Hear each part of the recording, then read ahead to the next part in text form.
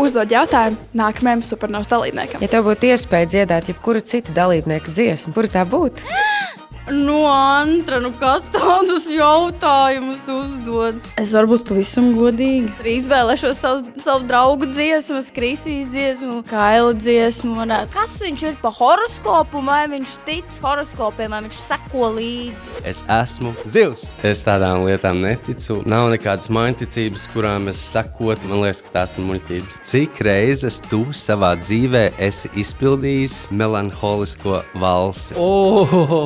Jā, šī ir viena no manām mīļākajām dziesmām. Es viņu esmu izpildījis. Teikt ļoti daudz, ir vēl maz pateikts. Jā. Kāda ir jūsu sirds mantra? Mēs esam šeit un tagad.